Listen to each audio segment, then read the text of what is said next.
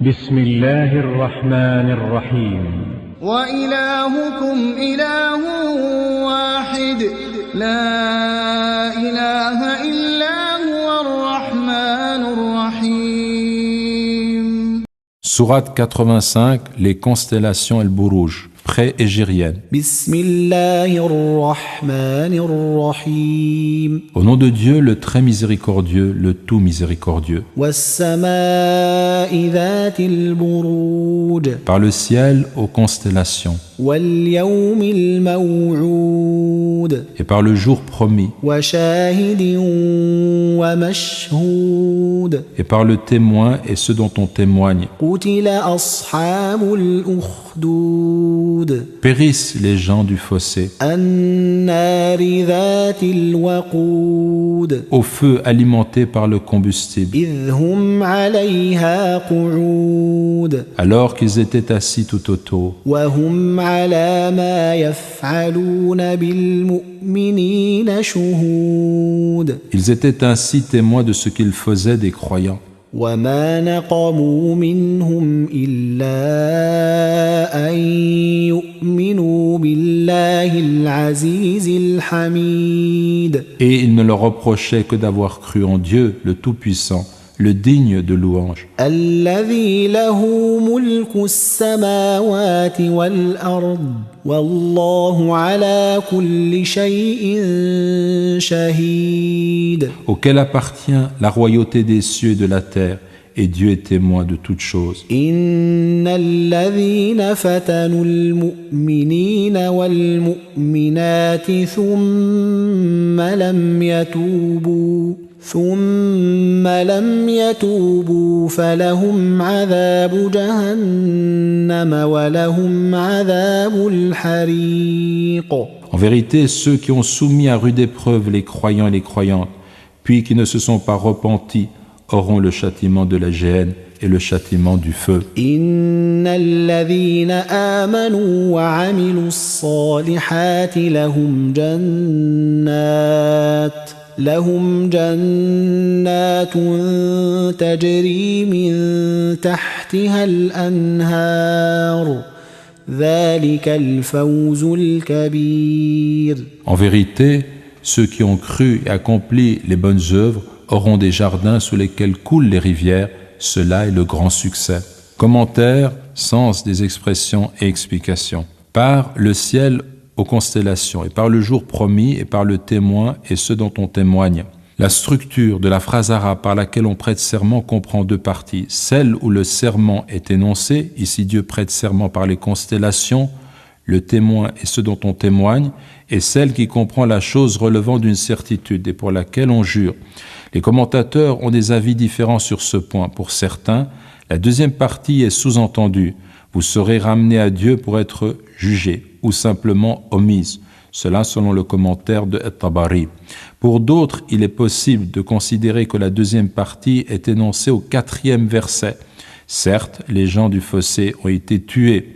D'autres encore renvoient la deuxième partie du serment au 12e verset. En vérité, la saisie de ton Seigneur est violente. Dans le sens, aussi vrai qu'il vous est donné d'observer les constellations du ciel, je jure qu'en vérité vous serez ramenés à moi, ou que les gens du fossé ont été tués, ou que ma saisie est violente. Par le ciel aux constellations, El-Bourouj, pluriel de Bourj, tour, citadelle, palais. Les commentaires traditionnels nous renvoient aux constellations zodiacales au nombre de 12. Ces 12 figures correspondent aux étoiles qui occupent différentes parties du ciel. Notons que cette répartition servait depuis l'Antiquité à délimiter scientifiquement les phases de la zone céleste parcourue en apparence par le Soleil et qu'elle ne concerne pas ici l'astrologie. Et par le jour promis, le jour de la résurrection, et par le témoin et ceux dont on témoigne. Selon les commentateurs, le témoin désigne le vendredi, qui témoignera en faveur de ceux qui accomplissaient leur devoir en ce jour. Ce dont on témoigne désigne le jour de Arafat, pendant la période du grand pèlerinage, dont témoignent par leur présence les hommes et les anges. Il se réfère notamment à un hadith, dont l'authenticité n'est pas reconnue, c'est un hadith da'if, rapporté par Ibn Khuzayma. Le prophète sallallahu alayhi wa sallam aurait dit: Le jour promis, c'est le jour de la résurrection. Le témoin, c'est le jour du vendredi. Le soleil ne se lève pas et ne se couche pas en un jour qui soit meilleur que le jour du vendredi. Il s'y trouve une heure durant laquelle un adorateur musulman voit sa demande exaucée par Dieu. Lorsque son invocation coïncide avec cette heure, qu'il demande à Dieu quelque bien ou qu'il lui demande de le protéger du mal. Ce dont on témoigne est le jour de Arafat. Fin de la parole du prophète. Le compagnon Abu Hurayra, que Dieu soit satisfait de lui, affirmait « Le témoin, c'est le jour du vendredi. Ce dont on témoigne, le jour de Arafat. Et ce qui est promis, le jour de la résurrection. » Rapporté selon le commentaire de Ibn Kathir. Ibn Abbas a donné une autre interprétation de ces termes. Le témoin, c'est Muhammad sallallahu alayhi wa sallam. Et ce dont on témoigne le jour de la résurrection. Puis il récita le Coran. C'est un jour pour lequel les gens seront rassemblés, et c'est un jour dont on témoignera, un jour donc mashhoud, selon l'expression coranique, sourate 11, verset 103. En s'adressant au prophète, sallallahu alayhi wa sallam, Dieu dit « Qu'en sera-t-il lorsque nous ferons venir de chaque communauté un témoin, et que nous te ferons venir, ô Muhammad, comme témoin, comme shahid, contre ces gens-ci » Coran, sourate 4, verset 41, selon le commentaire de Ibn Kathir. D'autres explications ont été énumérées par At-Tabari, qui finit toutefois par conclure en affirmant que Dieu a prêté serment sans donner de précision sur le témoin et ce dont on témoigne. On peut aussi bien comprendre ce verset de façon générale, englobant tout témoin et tout objet de témoignage. Périssent les gens du fossé. Périssent, cette expression verbale peut être comprise de deux façons. Soit il s'agit d'une formule imprécatoire dans le sens que soient maudits les gens du fossé. Soit il s'agit d'une phrase déclarative qui donne la description d'un fait. On traduira donc « les gens du fossé ont été tués ». C'est avec ce dernier sens seulement que l'on peut considérer que ce verset constitue la deuxième partie du serment énoncé au début de la sourate. Les gens du fossé, ukhdud, au pluriel akhadid, terme qui nous renvoie à un événement historique connu. La persécution que subirent au VIe siècle les chrétiens monothéistes de Najran, lieu situé au nord du Yémen, que le roi Dhunwas voulut contraindre à embrasser le judaïsme. Ceux qui refusèrent de renier leur foi furent jetés vivants dans une fosse où était disposé un immense bûcher. Leurs tortionnaires assistaient à leur supplice, assis autour du fossé. On a dit que ce passage coranique faisait référence à d'autres événements, comme le récit de ce roi perse qui, afin de rendre licite un mariage incestueux, avait persécuté tous les savants qui refusaient de se plier à son intention de changer la loi divine, selon le commentaire de At-Tabari et de Ibn Kathir.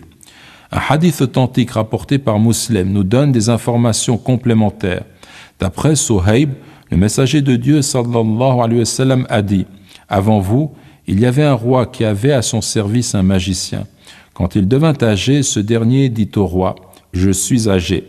Envoie-moi donc un jeune homme que je pourrais initier à la magie. » Le roi lui adressa un jeune homme qu'il entreprit d'instruire. Il se trouva que le chemin de ce dernier passait à côté de la retraite d'un ermite.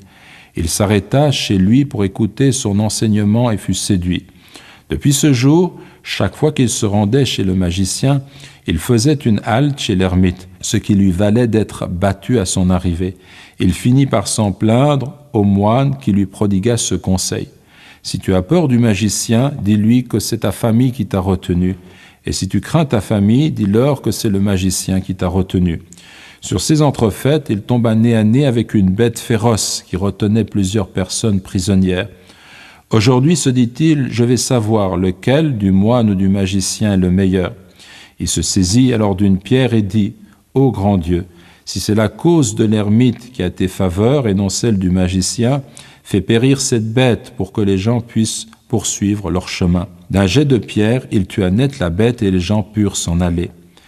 Il s'en fut trouver le moine pour lui apprendre ce qui s'était passé. « Mon jeune fils, lui dit-il, il m'apparaît qu'à ce jour tu es devenu meilleur que moi-même. Je connais désormais le degré que tu as atteint.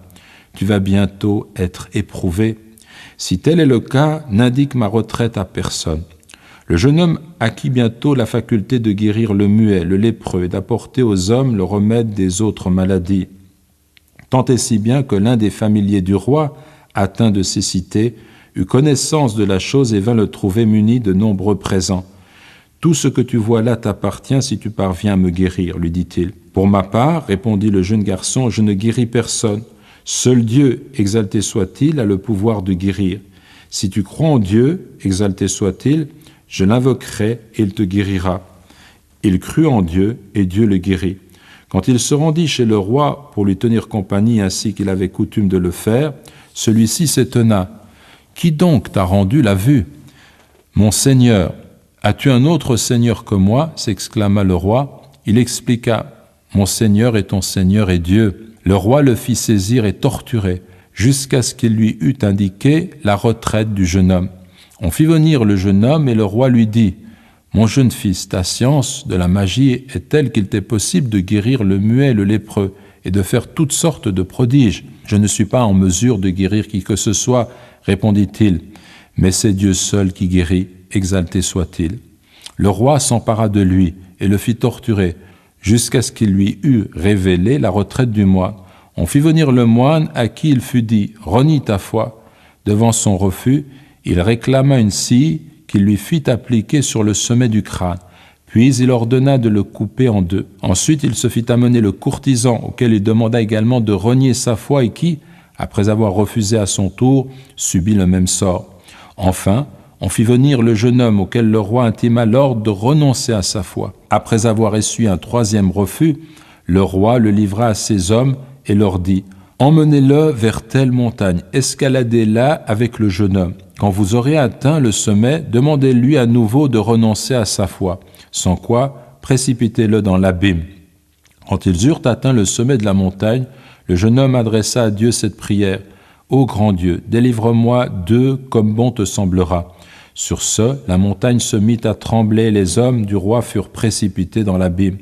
Le jeune homme s'en revint sain et sauf vers le roi. « Qu'est-il advenu des hommes qui t'accompagnaient » s'étonna ce dernier. « Dieu, exalté soit-il, m'en a délivré. » Le roi le livra à nouveau aux mains de ses hommes et leur dit cette fois « Emmenez-le avec vous dans une barque. Lorsque vous serez au large, demandez-lui de renier sa foi, et s'il ne le fait pas, jetez-le par-dessus bord. » Quand ils furent au large, le jeune homme renouvela sa prière. « Mon Dieu, délivre-moi d'eux comme bon te semblera. » La barque chavira et les gardes se noyèrent. Le jeune homme s'en retourna auprès du roi qui s'étonna. « Qu'est-il advenu des hommes qui étaient avec toi ?»« Dieu m'en a délivré, répondit le jeune homme qui ajouta, « Tu ne pourras mettre fin à mes jours qu'en te conformant à mes prescriptions. »« Quelles sont-elles » demanda le roi. « Assemble ton peuple sur une grande place et attache-moi à un arbre. Puis prends dans mon carquois une flèche que tu placeras sur un arc. Et au moment de viser, tu diras « Au nom de Dieu, Seigneur de ce jeune homme ». Puis lance la flèche. C'est seulement en agissant de la sorte que tu pourras me tuer. Le roi rassembla son peuple sur une grande place, crucifia le jeune homme à un arbre, prit une flèche dans son carquois, la plaça sur la corde de son arc et visa en disant « Au nom de Dieu, Seigneur de ce jeune homme ». Puis il décocha la flèche qui se logea dans la tempe du jeune homme. Ce dernier y porta sa main et mourut. La foule qui assistait au supplice s'écria alors « Nous avons foi en le Seigneur de ce jeune homme. » On alla alors trouver le roi. « Te rends-tu compte, ce que tu craignais s'est réalisé, ton peuple croit désormais en Dieu. » De dépit, le roi ordonna de creuser un fossé aux abords des chemins, ce qui fut réalisé.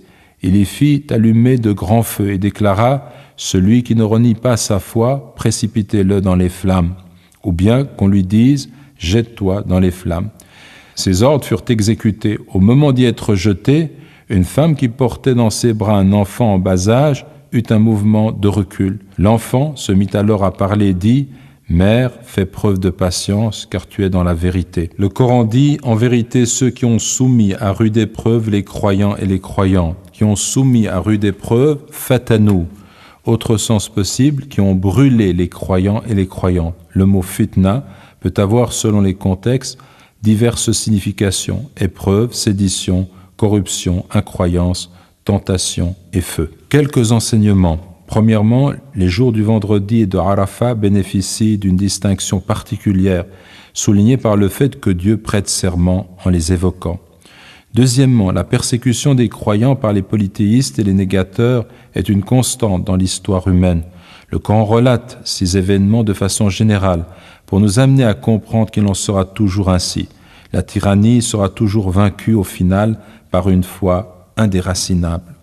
Troisièmement, même lorsque les hommes commettent les pires crimes et les pires atrocités, il reste possible pour eux de se repentir et d'échapper à leur châtiment.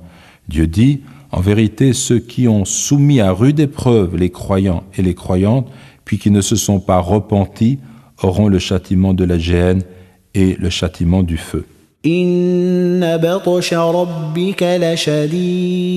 En vérité, la saisie de ton Seigneur est violente. Il est lui, celui qui commence et fait revenir. Il est le tout pardonnant, le tout affectueux, le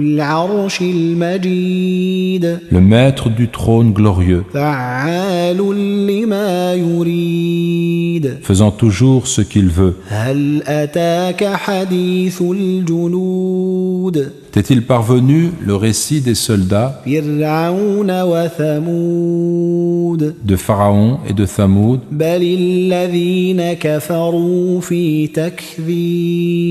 Mais ceux qui ne croient pas persistent à crier au mensonge.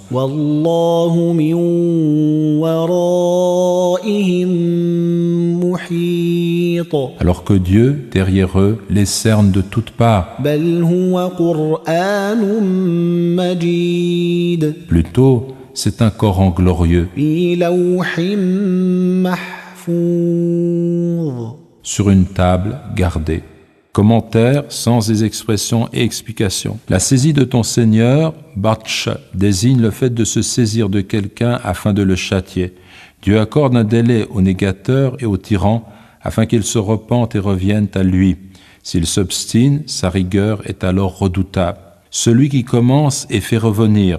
Le sens le plus apparent est qu'il commence la création et qu'il la renouvellera. Et Tabari relève cependant l'interprétation donnée par Ibn Abbas, que Dieu soit satisfait de lui et de son père. Il commence le châtiment et il le renouvellera. Il la juge plus plausible étant donné le contexte.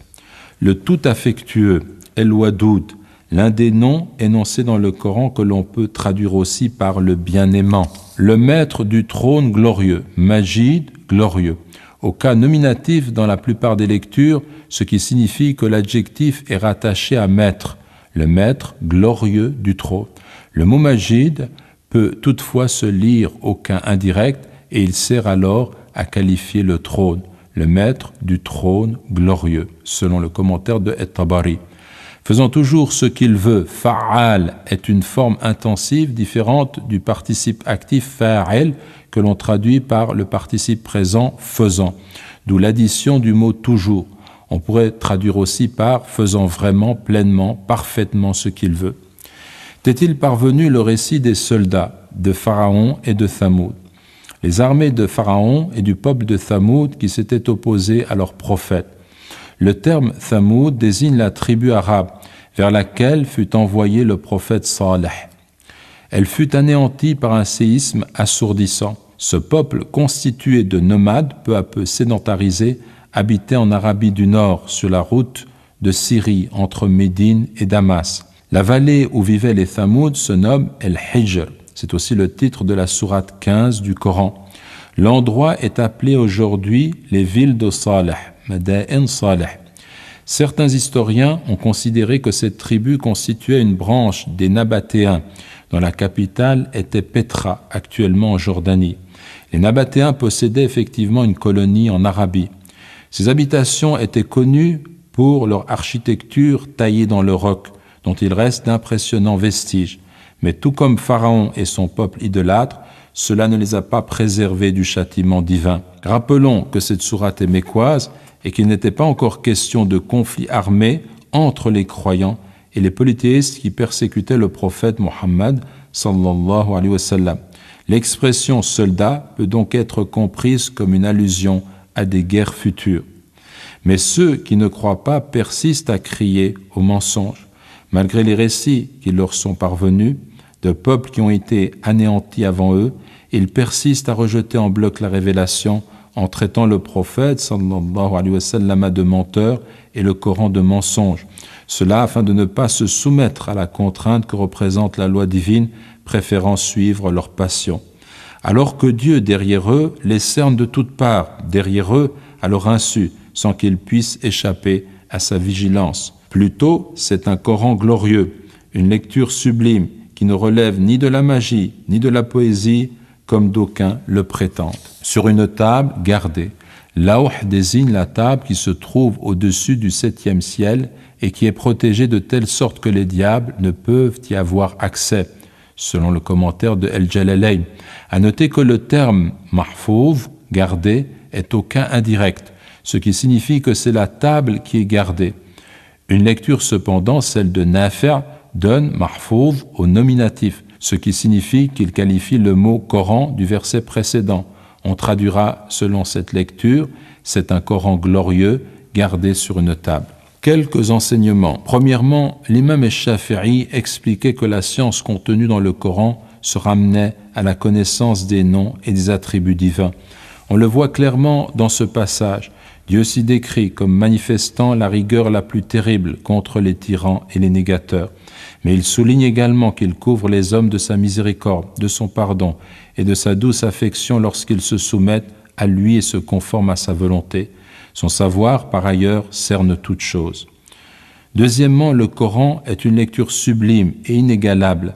Rien ne saurait l'altérer ou le transformer. Troisièmement, il était rapporté que des hommes avaient rendu visite au calife Abu Bakr, alors qu'il était atteint de la maladie qui devait l'emporter.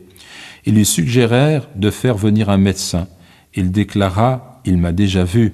Ils demandèrent « Que t'a-t-il dit ?» Abu Bakr répondit « Il m'a dit « Je fais toujours ce que je veux ». Et dans une version de ce récit, Abu Bakr, que Dieu soit satisfait de lui, a dit « Mais c'est le médecin qui m'a rendu malade ».